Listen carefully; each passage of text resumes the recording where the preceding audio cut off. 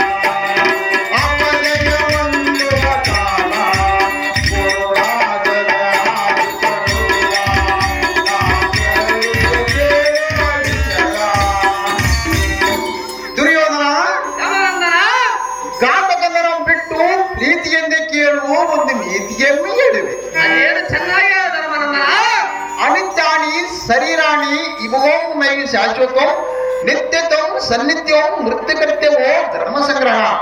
ಯಾವ ಸುಯೋಧನ ಇದರ ಅರ್ಥವೇನೆಂದರೆ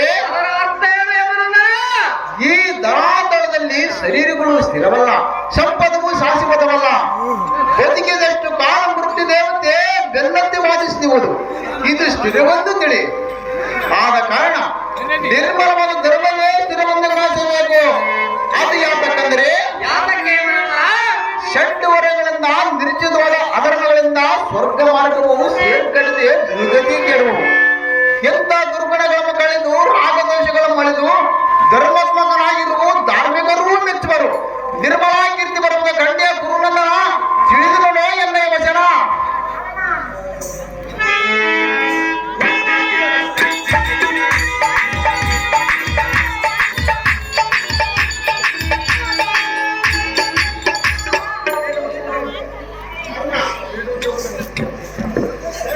ಏ ಕರ್ಣ,